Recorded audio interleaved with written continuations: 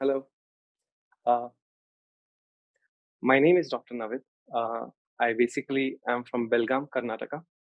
I'm a physician here. I have finished my MBBS from Gulbarga, and I have completed my emergency medicine and critical care from Bangalore. I work in Vijay Hospital in Belgaum. What happens is we daily come across a lot of patients, but most importantly, that are scary patients that we deal with are hypertensive. So today we are going to talk about healthy diet for healthy heart. Basically, what happens? Blood pressure is a silent killer.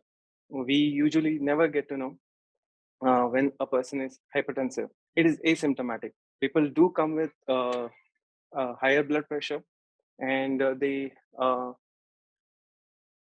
not aware of it. Uh, Usually, in a day's time, blood pressure goes up and down many a times. Uh, because of exercise, because of walking, because of pacing. When you lie down, BP falls down. When you run around, the BP goes up. But if this blood pressure remains higher for a longer and longer period, this is not good for your organs, especially your kidneys, your heart, and even your brain.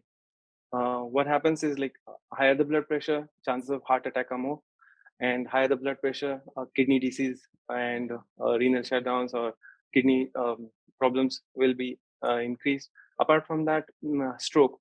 Stroke is like in commonly we call it as paralysis or any other thing. It's like a ischemic changes in the brain that is more associated with higher blood pressure.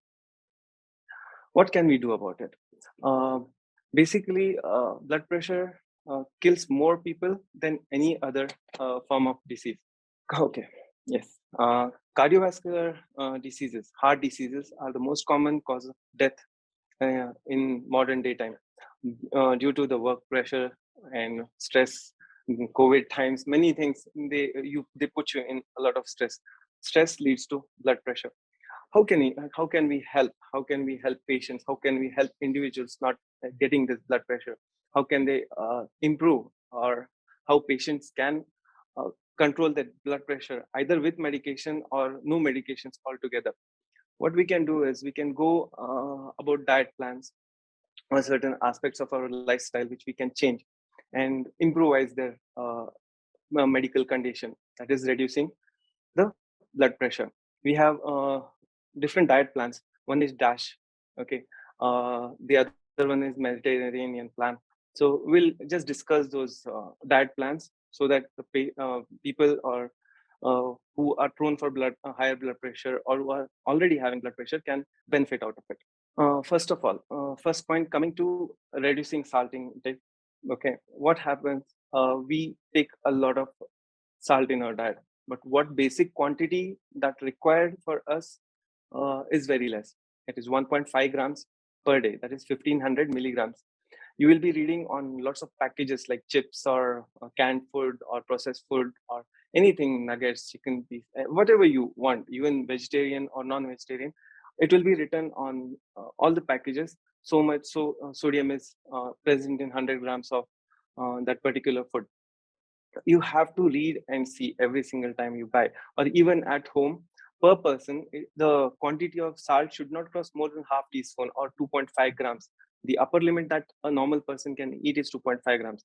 Apart from this added salt, we always consume sodium in all the foods. Even without adding, there will be sodium present in every single food that there is. Okay, so don't mistake that only adding salt increases the salt. All the foods do have salt in their own way. Okay, so adding salt can increase the taste, but it is bad for your health. Apart from that, 1.5 gram is the most healthy amount of salt that you can eat. 2.5 gram is the upper limit, but ideally, every single individual takes more than 3 grams of salt per day. Apart from that, second thing, limiting of alcohol. I prefer not drinking it at all. Basically, two pegs or two drinks can increase two times increase cardiovascular deaths or cardiovascular diseases than a normal individual. And people who do binge drinking, that's like 4 to 5 pegs a day, within 2 hours, those people have very high risk of heart diseases and hypertension related to alcohol.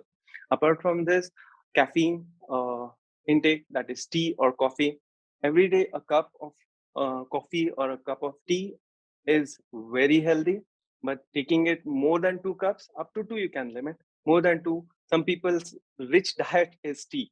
I have my friends or my colleagues who take up to 4 to 5 or even 8 cups of tea a day.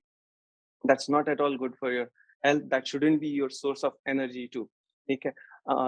Some people take Red Bull many while traveling. These are unnecessary. Some cola drinks, coke drinks, they do have caffeine. We should totally cut them and avoid them. Coming to next is like, we have to eat fiber rich diet. Fibers per se will mitigate and stop absorption of many things. It is in a good way. Okay. Sodium absorption also reduces because of fibers. So basically, if you have higher fibers and fruits and vegetables, these will fruits and vegetables, they have higher potassium content compared to other source of food. Okay, sodium content is less. So these are like good for your diet, good for your health. Okay, this will definitely help reduce your blood pressure. Coming to dash, told short, but it long stands for dietary approach to stop hypertension. What we do in this is we create a balanced diet. Okay, a balanced diet to combat blood pressure and to reduce risk of heart diseases, to exactly take right portion, right size, and variety of foods and nutrients in your diet. This is what Dash's approach is. Dietary approach to stop hypertension.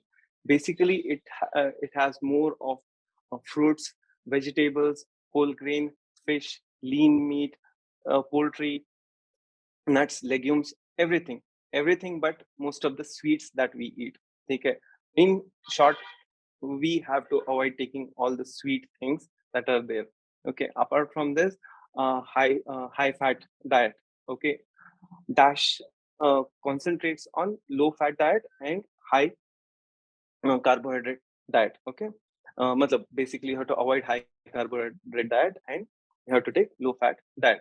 What we can see in this is, we can take up to grains up to 7 to 8 servings a day. And apart from that, like lean meats, chicken, poultry, you can take 2 servings or lesser a day. Then vegetables are most essential, 4 to 5 servings per day, which contains a lot of fibers. Apart from that, fruits, 4 to 5 fruits a day. And fat free or low fat products that you can take 2 to 3 servings a day. uh, with this, basically sodium content should reduce from 2.3 grams per day, or like, even if you come down to 1500 milligrams, that is 1.5 gram per day, it is very beneficial for any individual or a patient who's already suffering with hypertension. Nuts, seeds, dry beans, everything will definitely help in combating with your um, hypertension. Sweets, avoid as much as possible. 1 to 2 servings, like tea or coffee, you can definitely have and enjoy. Okay, that's all about like Dash. Okay, dietary approach to stop hypertension. Moving to Mediterranean diet, it is the same diet as Dash, whatever I said, but in this we shift to 40% of calories that are coming uh, as a target. Basically, Dash has a dietary target of 2000 calories per day. Okay, Dash has calorie 2000 calories per day. But in Mediterranean diet, 40% of those calories, like 800 kilocalories of those calories, should come from proteins, from fats. Exactly, fats. That is oils, olive oil, and nuts and seeds, and these should comprise of higher value, okay, of energy. But rest all fibers, fruits, vegetables, everything you can shorten, but 40% of all these things as a diet should come from these monosaturated fats. Okay. Okay. uh, Basically, okay, uh, basically, see how these diet plans help is they're rich in potassium, they're rich in magnesium and calcium. These are the electrolytes which replace the sodium. If they replace the sodium, the chances of um, see how it works is water and sodium, they're absorbed together in even the intestines or even in the kidneys. Or they are absorbed or reabsorbed from the intestines.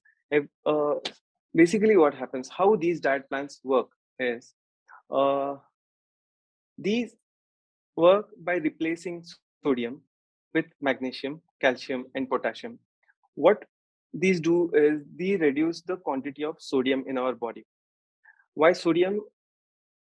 So when there is sodium in the body, the water content will automatically increase.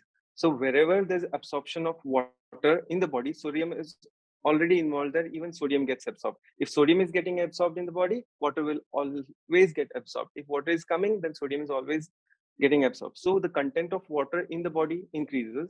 That's how the blood pressure increases. To stop this, we have to replace sodium with some other uh, alternative electrolytes that are potassium, magnesium, and calcium.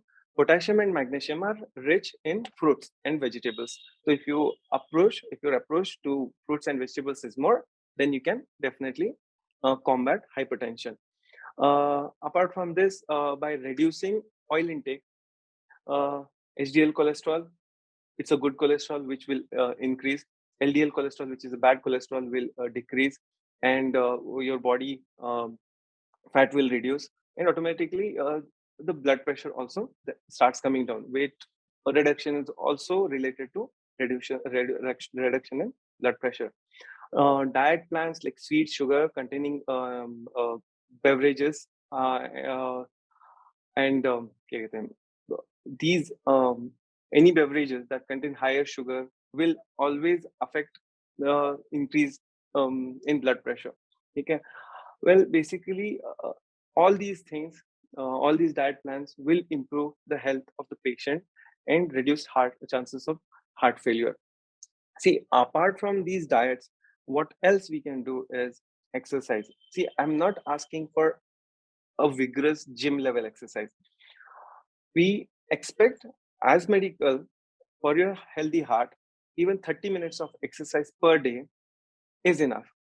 And in total, in a week, in 7 days time, 2 hours 30 minutes, that is like if you even brisk walk or exercise moderately for 30 minutes for 5 days a week is also enough to make your heart healthy. Okay, it's like 2.5 hours per week, or at least 30 minutes per day exercise should be there in your regular day-to-day activities. This is how we improve our lifestyle. Okay, so how to do this, how to come to a point where you're comfortable starting this or doing it. See, don't start everything at once. Okay, we are human beings, we tend to fail, right? But we have to rise back up. But what I try to tell you is take it slow. Take one or two things, start adding to your diet, start increasing the fibers, then start slowly reducing the sweets or any other salt intakes or any other chips or processed foods. And always start reading labels on those processed foods. How much salt intake is there, how much is there, what else is there. More than 20% dietary allowance. Suppose that package says salt intake more than 20% of dietary allowance. If it says that, please don't take it. Okay, if it is low salt, if it is zero salt, if it is less than 20%, you can still bargain and take. If you have to really consume, then you can consume those processed food. But as much as possible, all processed foods for preservation will add salt. Okay, not for taste. Basically, they add more salt so that the food is preserved. So, lastly, what is the bottom line? Okay, we have to restrict our salt content, and simultaneously we have to increase our exercise. Apart from that, we have to eat slowly, avoid all the fried foods. Okay, we can go for steamed food or roasted food or poached food instead. Okay, but fried we can always avoid. And apart from this, what we have to take away from this talk is all patients should be healthy with a healthy lifestyle. in health, the important role in treating heart complication is prevention. Okay, how to prevent? By restricting salt intake and slightly exercising every single day. Well, that's how I will conclude this class, talk. Please do take care. Thank you so much.